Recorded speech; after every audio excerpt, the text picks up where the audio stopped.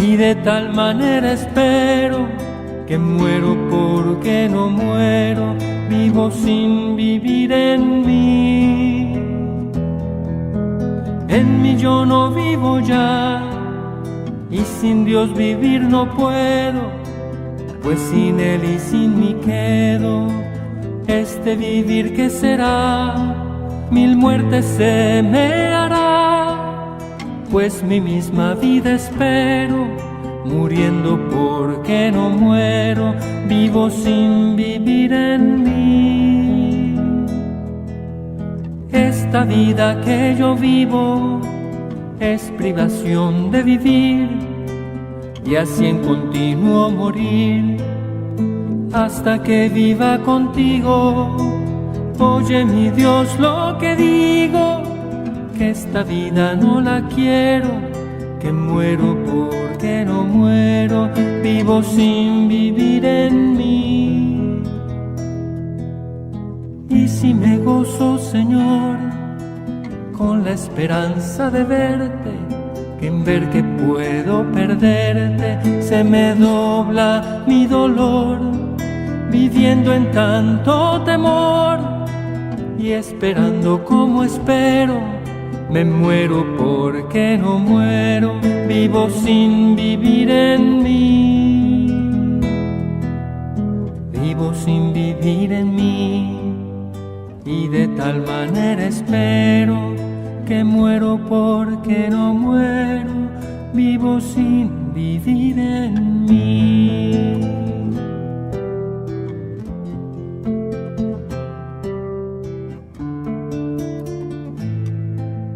Entramos ahora en la sección de vida y obra de Santa Teresa de Jesús con María Ángeles Álvarez. Muy buenos días, María Ángeles. Un saludo para todos. Recordar a nuestros oyentes que nos habíamos quedado en la vida de Santa Teresa, en esa Santa Teresa joven, enferma, queda ahí en el pueblo donde estaba su hermana María y también muy cerquita en Ortigosa donde estaba su tío Pedro, ¿es así? Sí, María es Ángeles, en este momento importantísimo de la vida de la Santa. Y habíamos recomendado dentro de la biblioteca que estamos ampliando del año jubilar teresiano un libro que no puede faltar y que le hizo mucho bien a Santa Teresa, que es el tercer abecedario espiritual del padre Francisco de Osuna, de la Biblioteca de Autores Cristianos, libro que le dio el tío Pedro. Un libro que le dio y que le hizo leer el tío Pedro para con la lectura sosegada y tranquila pues pudieran comentar, como ella decía, que tenía con su tío pues conversaciones espirituales, ¿no? Que él siempre estaba en este nivel. Realmente la doctrina de este franciscano, Francisco de Osuna, pues le hizo mucho bien a la santa, porque le abrió el camino a la oración de recogimiento, en el que empezaba a considerarse al hombre como un ser completo, sin división entre cuerpo y alma, con una unidad completa entre el interior y el exterior.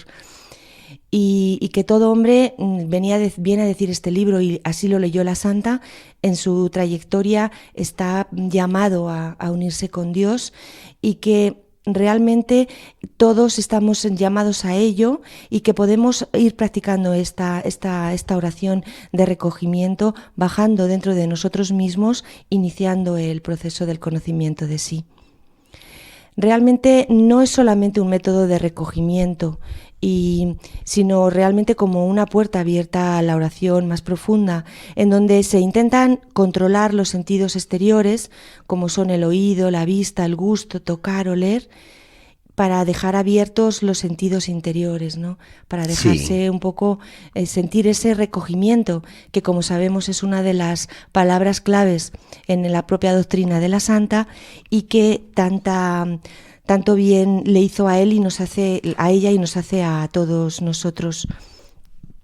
Según comenta el padre carmelita Pablo Maroto, que hemos hablado de él también en programas anteriores, sí, pues la oración de recogimiento no es solo un acto religioso, no es solo un ejercicio espiritual, sino es verdaderamente un método psicofísico. en el que realmente se empieza a ver a la persona en una perspectiva antropológica y en una concordancia completa con el hombre del Renacimiento y del humanismo. Esto es muy interesante, padre, porque el poder considerar el fondo del hombre, también con esta parte espiritual dentro de nuestra propia psicología, también nos abre las puertas hacia nuestra propia regeneración y nuestra propia curación de nuestros problemas a nivel espiritual y a nivel interno, ¿no? Algo que se está desarrollando mucho en todo lo que supone la meditación teresiana como puerta de sanación dentro de este concepto unitario del hombre en el que se junta su psique interior y también su espiritualidad. Teresa leyó este libro, como vemos, cuando salió de gracia, y con él profundizó y realmente podemos decir que casi lo debió de trillar, leer de manera muy, muy profunda. Es curioso esto que voy a contar, este caso, ¿no? Porque nos da un poco dato tanto de cómo lo leyó Teresa este libro, como luego después lo leyeron sus hijas, porque hay un ejemplar de este libro en el convento de San José. Y en este tercer abecedario que se conserva en el Carmelo de San José, bueno, pues es un ejemplar muy raro, es de la primera edición del libro, que está fechado en Toledo en 1527 y que tiene una preciosa encuadernación que es de finales del siglo XIX. Pues una reliquia. Una verdadera reliquia. Tiene un pequeño formato de 17,5 por 12,5 y ahí hay una tradición oral que se mantiene dentro del convento de que este libro pues fue el usado por Santa Teresa. Y lo más interesante, padre, y lo más interesante para todos los lectores y todos los que lo van a oír, es que hay anotaciones manuscritas sobreañadidas al texto. Lo que no podemos realmente saber es si alguna de ellas es de nuestra santa o no. Lo cierto es que, bueno, o ella o sus hijas, cuando lo fueron leyendo, les fueron suscitando muchas cosas.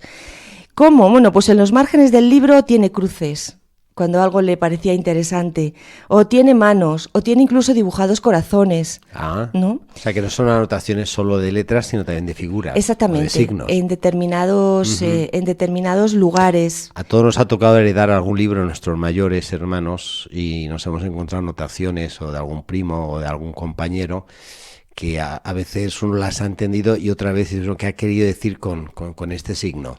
Sí, aparecen pues amplias llaves. Entonces, sí. Y además hay otra cosa que interesa mucho, sobre todo al padre Tomás Álvarez, que es del que he tomado yo toda esta información tan interesante, es que hay párrafos acotados con un no, pero un no rotundo. O sea, algo que, como vamos a ver de la propia espiritualidad que nos muestra tercer abecedario, pues está claro que la santa no estaba de acuerdo en algunas cosas y lo deja así claro. Ella o sus hijas siguiendo un poco su propio pensamiento. ¿En pues qué temas? Aquí cabe una relectura, María Ángeles, sí, porque estás diciendo de quien leyó el libro cuando tenía 18, 19 años, a quien leería el libro tiempo después, ya con toda una vivencia espiritual. Claro, y que además no podemos descartar que a lo mejor este es el libro que leyó, porque es la primera edición, que estamos hablando, que leyó en casa del tío Pedro. O sea, no es algo tan fuera de pensamiento, ¿no? Que es en el que la joven Teresa y que llevó como uno de los libros importantes cuando hizo la fundación. Es decir, entra dentro de las posibilidades. ¿Qué cuestiones nos sugiere que están ahí subrayadas, como que le interesaron a las lectoras del mismo, la santa y las demás hermanas? Pues el tema de la creación, el tema de la humildad, de la soberbia, los temas relacionados con la Virgen María y los temas del director espiritual, que como vamos a ver en programas sucesivos es algo que realmente, temas muy importantes en la espiritualidad teresiana. Dice el padre Tomás Álvarez que debíamos de estudiar esto porque nos daría un montón de datos sobre la lectura de la santa y la repercusión que este libro tuvo sobre ella.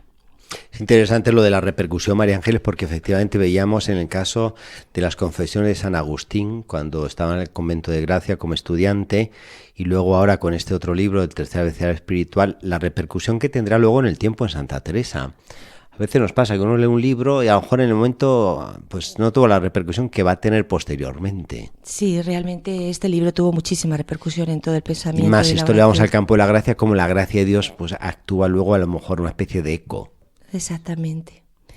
Dentro de las cosas de la doctrina de Osuna que más interesaron a Teresa y más marcaron, pues es esta idea de que el corazón de cada hombre es un paraíso de Dios y que no hay que hacer nada más que vivir en el silencio, que se produce un no pensar en nada con un desbordamiento completo del amor.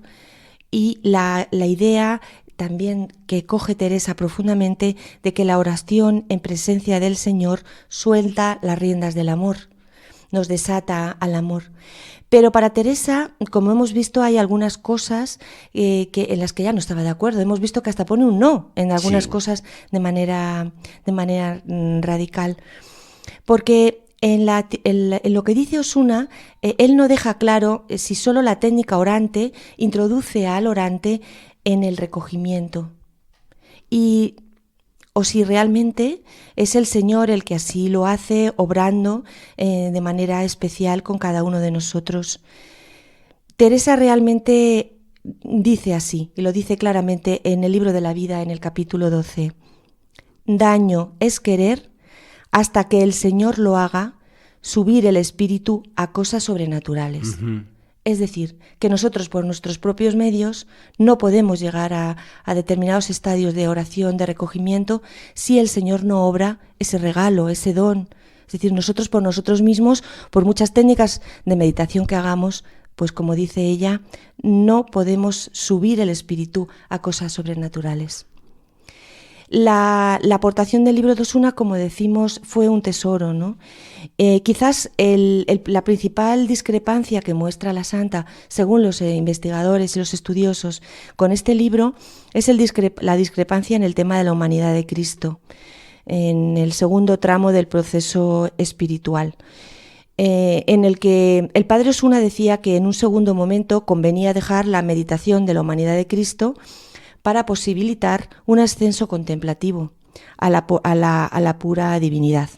Y Teresa está en total discrepancia. Ella misma con sus palabras dice, no lo puedo sufrir, o sea, no lo puedo realmente ni ver.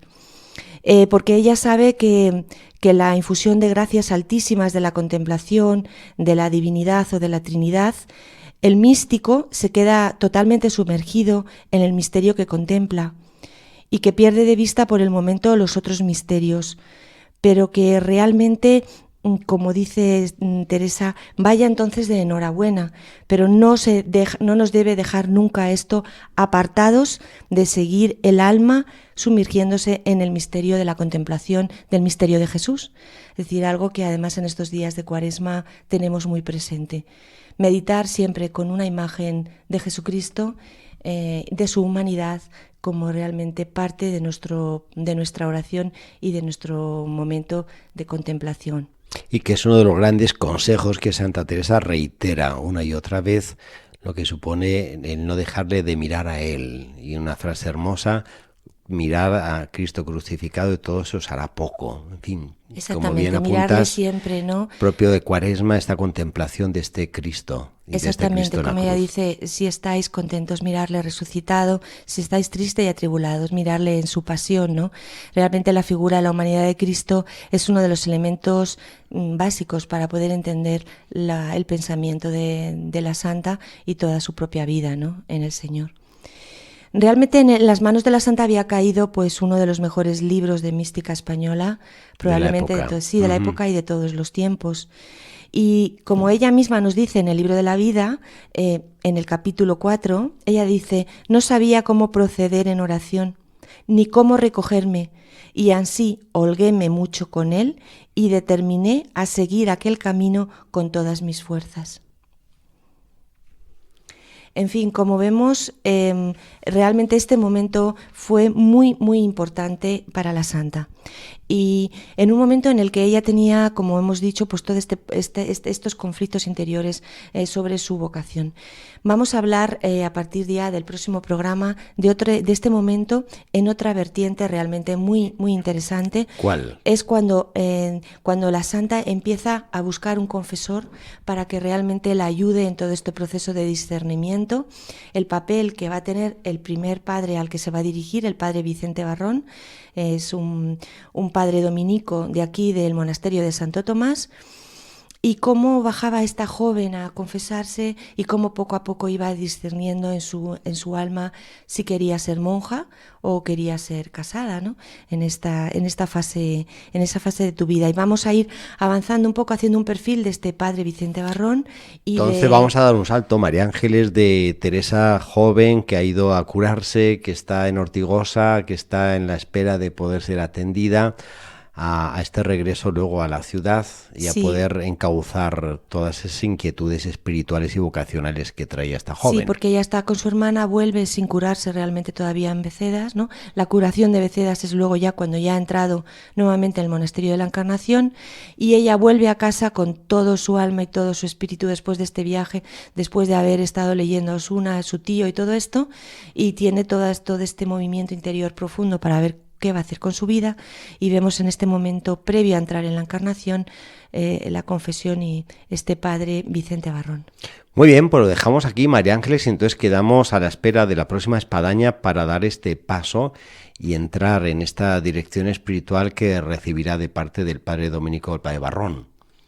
Un saludo para todos y a seguir leyendo, seguimos animando a leer las obras de la Santa directamente, y que probablemente cuando las vuelvan a releer en todo esto que vamos analizando en este tiempo, pues irán poniéndole mucho más contenido y mucha más información. Pues muchas gracias, María Ángeles, y hasta la próxima. Gracias a todos.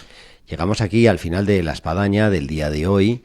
En este tiempo de Cuaresma es un tiempo donde saltan los propósitos cuaresmales que deberíamos todos hacer, y uno de ellos, y yo creo que se deduce de este programa de la espadaña, sería la lectura espiritual. ¿Cuánto puede ayudar en la Cuaresma leer un libro apropiado sobre la pasión de nuestro Señor Jesucristo, sobre la vida de un santo? En fin, todo lo que pueda enriquecer la vida espiritual y la vivencia de este tiempo cuaresmal. Así que ánimo, veamos libros a nuestro alrededor o librerías que tenemos al alcance, de tal forma que no falte la lectura espiritual como un buen propósito cuaresmal. Muchas gracias por la atención en el día de hoy en la espadaña, y les emplazamos a nuestro próximo programa el próximo viernes, Dios mediante. Hasta entonces, les esperamos.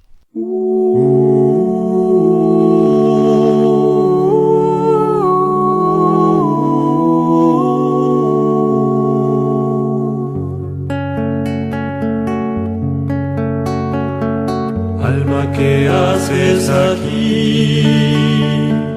Dios mío, no más que verte. ¿Y qué más temes de mí? Lo que más temo es perderte. Lo que más temo es perderte. ¿Veis aquí mi corazón? Pues lo pongo en vuestra palma, mi cuerpo, mi vida y alma, mi sangre de redención, mi sangre de redención. Si queréis, dadme oración, si no, dadme sequedad. Infundo en ti devoción, también esterilidad. Soberana majestad, solo vos en mi vivir, quiero vivir en ti. Pedí Calvario y Tabor, desierto y tierra abundante. Pedí a joven el dolor, y Juan que al pecho reposa, a mi madre dolorosa, a mi madre dolorosa.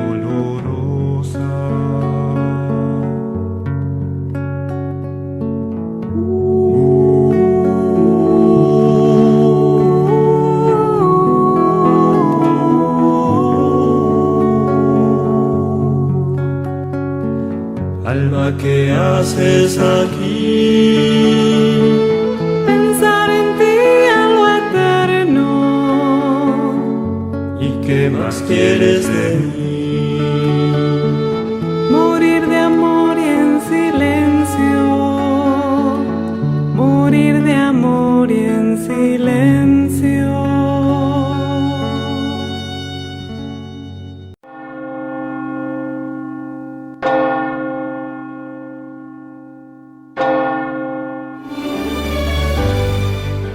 Han escuchado en Radio María La Espadaña, un programa que dirige el padre Arturo Díaz desde el Monasterio de la Encarnación en Ávila.